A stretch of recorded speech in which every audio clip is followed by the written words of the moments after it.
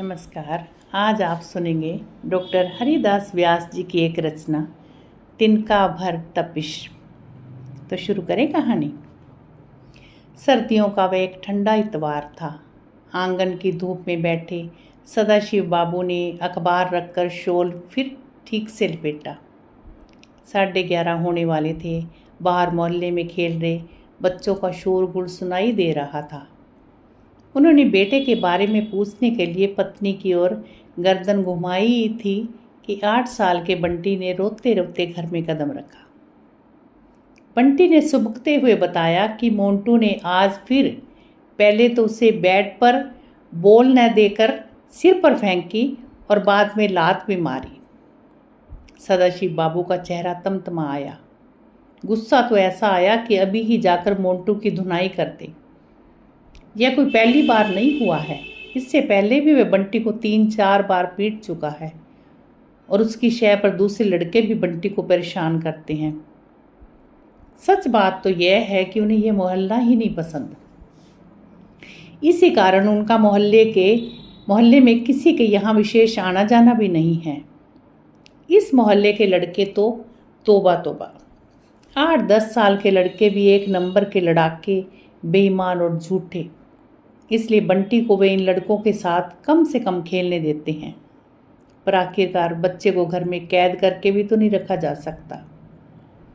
गुस्सा उन्हें बंटी पर भी आता है। कमबख्त हमेशा पिटकर ही आ जाता है। ऐसा तो कभी नहीं हुआ कि बंटी किसी के 2-4 जमा कर आया हो। बल्कि कई बार तो वह लड़कों की पिटाई चुपचाप सह जाता है और घर आकर फिर नहीं बताता। सदाशिव बाबू को बेटे पर एक साथ दया और खीस दोनों आई। बंटी को बचपन से ही अच्छे संस्कार और अच्छी शिक्षा देने के लिए सदाशिव बाबू ने बहुत प्रयास किए। बंटी को बहुत अच्छा योग्य व्यक्ति बनाना ही उनका एकमात्र सपना था। बहुत छोटी उम्र से ही उसे नमस्कार प्रणाम करना सिखा दिया गया था। आप और जी जैसे शब्द तो उसे मम्मी पापा बोलने के साथ ही सिखाए गए। स्कूल में भर्ती कराने से पहले बंटी को इतना कुछ आता था कि स्कूल की हेड मिस्ट्रेस चकित रह गई थी और सदाशिव बाबू का सीना बहुत दिनों तक गर्व से फूला रहा। लेकिन 3-4 वर्ष पहले की एक घटना के बाद शिक्षा और संस्कारों के बारे में सदाशिव बाबू की धारणाओं को एक धक्का सा लगा। दरअसल पड़ोस के गुप्ता जी उस दिन सह परिवार आए थे। 3 वर्षीय बंटी अपनी ट्रेनिंग के मुताबिक गुप्ता जी और उनकी पत्नी को प्रणाम करने के बाद उस दिन न जाने किस झोंक में अपने ही हम उम्र गुप्ता जी के बेटे के पैर भी छूने झुका तो वह घबराकर रोने लगा और उसे रोता देखकर बंटी उससे भी ज़्यादा जोर से रोने लगा। दोनों बच्चे रो रहे थे और सदाशिव बाबू को छोड़कर सभी हंस रहे थे। बात यहीं तक रह जाती तो ठीक था। हद तो तब हुई जब कुछ देर बाद गुप्ता जी के मरियल से दिखने वाले उसी लड़के ने बंटी को पीट दिया और बंटी अपने ही घर में बह बह कर रोने लगा। उस रात पहली बार उनकी पत्नी ने जोर देकर कहा, भला ये जमाना किसी के पैरों में झुकने का रहा है क्या? देखते नहीं, लोग तो झुकने वाले को दबाए चले जाते हैं और एक आप हैं कि। सदाशिव बाबू को पहली बार पत्नी की बात में दम लगा। उन्होंने मन ही मन अपने आप से ही सवाल किया, अपने शिक्षित और संस्कारित अतीत के उपरांत भी उनका अपना वर्तमान क्या है? दफ्तर में बेहद ज़्यादा कलम घिसकर अपर ग्रेड क्लर्क बन जाने पर भी सहयोगी उनका मजाक उड़ाते हैं। वे स्वयं कुछ कहने की कोशिश करते भी हैं पर अव्वल तो हड़बड़ाहट में ही अपनी बात स्पष्ट नहीं कर पाते और कह भी देते हैं तो कोई उनकी बात गंभीरता से लेता भी नहीं। कोई उनकी बात नहीं सुनता, कोई उससे डरता नहीं। बॉस भी है कि सबके सामने उसको वजह बेवजह डांट देते हैं और वे सिट पिटा कर रह जाते हैं। उफ, कितना अपमानजनक है सब कुछ। सदाशिव बाबू ने सिर झटक कर इन विचारों को धकेला और फिर निर्णय लिया कि सबसे ज़्यादा जरूरी निडरता और आत्मविश्वास। अब उन्हें लगा कि वे व्यर्थ ही बंटी की शिक्षा और संस्कारों पर इतना जोर दे रही है। बंटी हर वर्ष क्लास में फर्स्ट तो आता ही है, पर यदि वह इसी तरह दब्बू बना रहा तो यह फर्स्ट आना भी किस काम का। वे खुद भी तो अपनी क्लास में कईयों से होशियार थे, पर इससे क्या हुआ। उसी समय उन्होंने तय किया कि बंटी को वे कुछ ऐसा बनाएंगे कि कोई उसका मजाक नहीं उड़ाए। बंटी उनकी तरह सारी उम्र लोगों के मजाकों के दंश से पीड़ित न रही। दूसरे दिन उन्होंने बंटी की दिनचर्या में बड़ा परिवर्तन किया। सुबह बंटी को और जल्दी उठाया जाने लगा। उसके बाद मालिश, कसरत और नाश्ते में सूखा मेवा तथा दूध, तब पढ़ाई। शाम को वे होमवर्क करने के तुरंत बाद बंटी को सदाशिव बाबू के साथ घंटा भर घूमने जाना होता। पूरे रास्ते वे बंटी को बड़े उत्साह से वीरता के सच्चे काल्पनिक किस्से सुनाते। पर कुछ ही दिनों बाद उन्होंने देखा कि बंटी उनके किस्से सुनने से ज्यादा रास्तों पर इधर उधर देखता रहता है।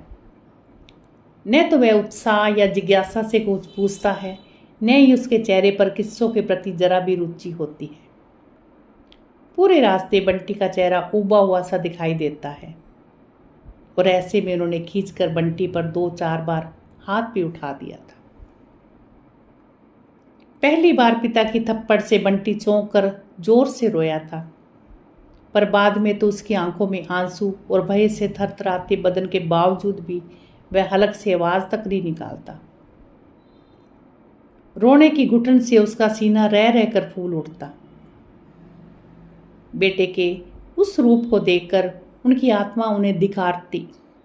वे तड़प कर बेटे को गोद में उठाते, उसे पुचकारते, उससे सॉरी कहते।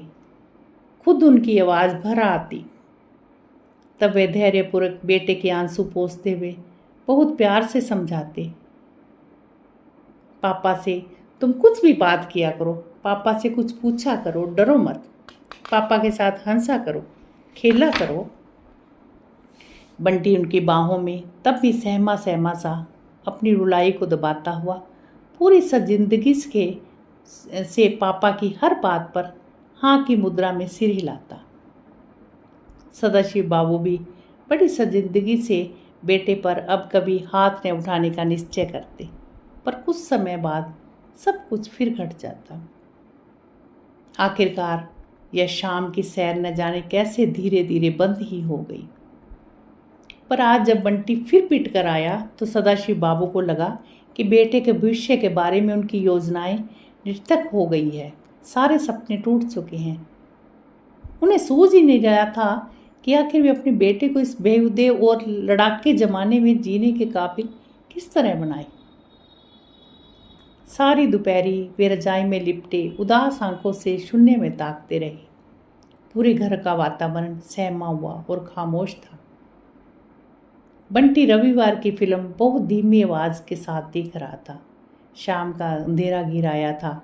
आखिरकार पत्नी ने उनके पास कुछ पल खामोश बैठकर हिम्मत करके उनके बालों में उंगलियां फिराते हुए मुस्कुराने का प्रयास करते हुए धीरे से कहा, आप क्यों इतना परेशान हो जाते हैं? बच्चे हैं, झगड़ जाते हैं, बड़े होने पर सब ठीक हो जाता है। नहीं नहीं, तुम नहीं समझती, उन्होंने निराश स्वर में कहा। जो बचपन में दब्बू रहता है वो जिंदगी भर दब्बू ही बना रहता है, वो फिर हमेशा ही पिटता रहता है। पर एक बार बंटी अगर किसी को पीट दे तो उसकी हिम्मत खुल जाए। वाक्य का अंतिम शब्द बोलते बोलते उन्हें लगा कि समस्या का समाधान तो मिल ही गया। वे अनायास ही उत्साह से उठ बैठे और बुदबुदाए, हाँ यही करना चाहिए। क्या करना चाहिए? पत्नी चौंक कर पूछा। कुछ नहीं, तुम चाय बना कर लाओ, उन्होंने पत्नी को टालते हुए आदेश दिया।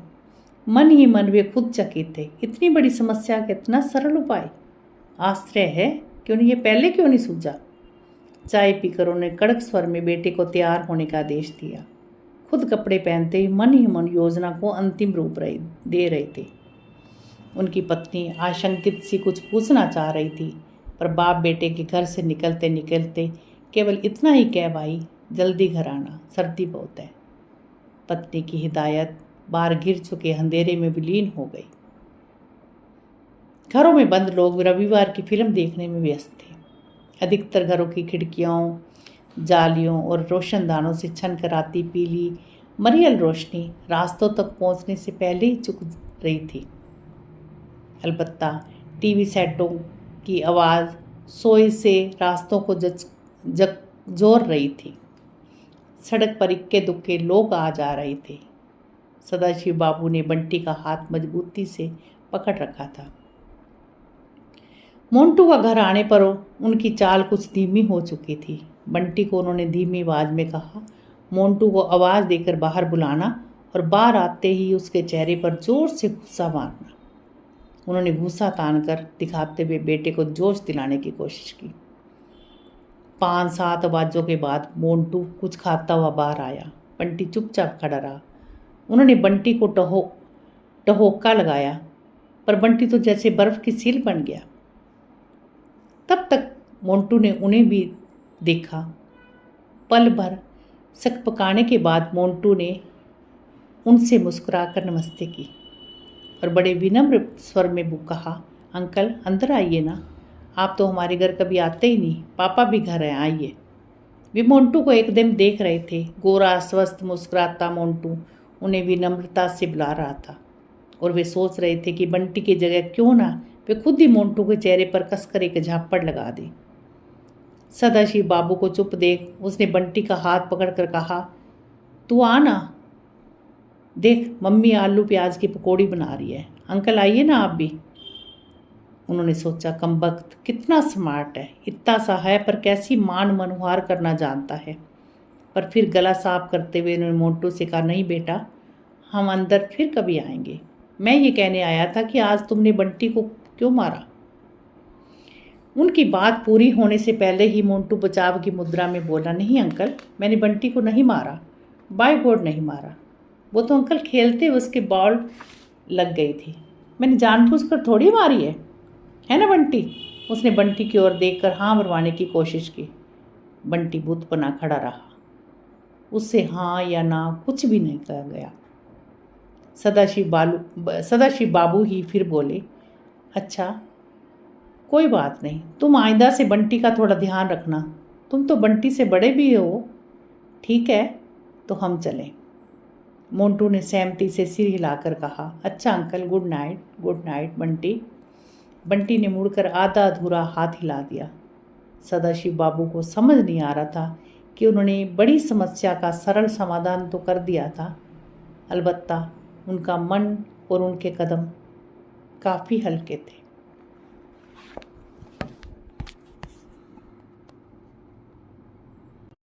नमस्कार।